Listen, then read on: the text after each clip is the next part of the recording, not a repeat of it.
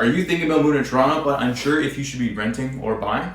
Home ownership has always been the dream, but it's obviously not for everybody, and there are plenty of good reasons why you would choose to rent over becoming a homeowner. The route that's best for you ultimately depends on your own personal circumstances, goals, and the duration of your stay. The aim of this video will be to break down the cost of ownership versus the cost of renting so that you can decide on which one is best for you.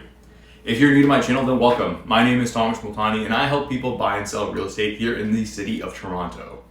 It's no secret that purchasing real estate in Toronto is quite expensive, and we no longer have the low borrowing costs of getting a mortgage that we once did.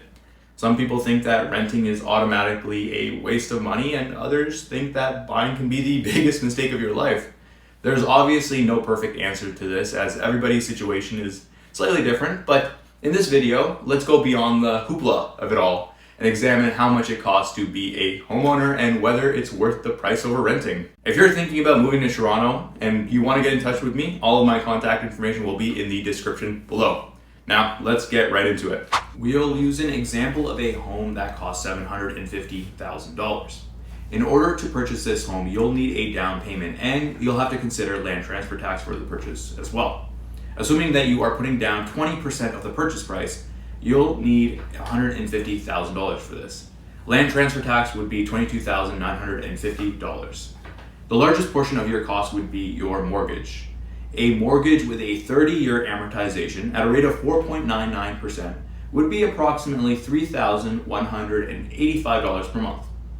You'll also be responsible for property taxes, and in this case it would be about $416 per month, but this may be an overestimate though, as tax values are based on home assessment values, and that's typically a lot less than the actual purchase price that you end up paying. Factoring in home insurance, which is typically $1,100 annually or about $91 per month, and purchasing a condo means that there will also be condo maintenance fees as well. In the case of a home, you'll need to estimate long-term maintenance costs, which are things such as roof replacements, HVAC systems, that kind of thing, and we'll assume $750 a month for this. So that means you have a monthly mortgage, property taxes, home insurance, and maintenance costs for a total of $4,442 per month. Buying a home means that you'll also be building equity in your home. Payments that go towards your mortgage build further ownership in your home, which ultimately contribute to your net worth, and they can act as a sort of forced saving. And you'll get further peace of mind as you won't have to worry about rental increases, especially with a fixed rate mortgage. This can be especially scary for people who are in a non-rent controlled unit. You won't be at the mercy of a landlord, and you'll get much further customization and control. You can modify, decorate, and renovate your property as you see fit. One of the best parts about owning a home is also the appreciation potential. Real estate often appreciates in value, and even through market recessions, troughs, recoveries, the trajectory of real estate overall has been upwards. In the long term, let's see what happens over 7 years. Total mortgage payments over 7 years would be $3,185 multiplied by 84 months, which would be $267,540. The same amount of time with property taxes would be $34,944, and over 7 years you'll pay $7,644 for your home insurance. For your condo fees, you're looking at $63,000 over the same period of time. That means that your total cost over that period of time will be $373,128. That is quite a lot of money, but we have to also account for the equity buildup that you get over 7 years, which in this case would be $72,437. This happens over paying off your mortgage. And if we also account for appreciation, let's assume 4% per year, which may be a conservative number in my opinion, you're looking at $236,949 of appreciation. So accounting for equity buildup and appreciation, you're looking at a loss over a 7-year period of $63,742. Renting is relatively straightforward compared to owning, as you really only have your monthly rent and whatever services you add onto it to worry about. An average rental price in the city of Toronto is currently around $3,000 per month. So over the course of a year, you'll have spent $36,000.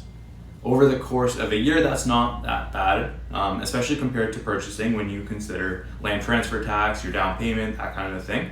However, if we account for a period of time over 7 years, that would be $3,000 times 84 months, which would equal $252,000. There are benefits to this, however. You get greater flexibility, you have the ability to move with fewer financial and time commitments, you have a lower initial cost, and there's lower maintenance responsibilities. Landlords are typically responsible for maintenance, repairs, and upgrades, that kind of thing, and there are no property tax liabilities. Also, keep in mind that funds that you don't use for home ownership, such as your large down payment, they can be invested elsewhere. There's also no depreciation risk. Renters are not really affected by potential declines in property values during market downturns. So, in conclusion, in a short period of time, you may be better off renting from a financial perspective, as you won't have to worry about the initial cost of buying, and until you start making significant progress in paying your mortgage down and allow for some appreciation, you won't really see the benefits of home ownership. However, over a long period of time, you'll significantly be better off purchasing over renting. From our example, over 7 years, renting costs you $252,000, and owning it only costs you $63,742.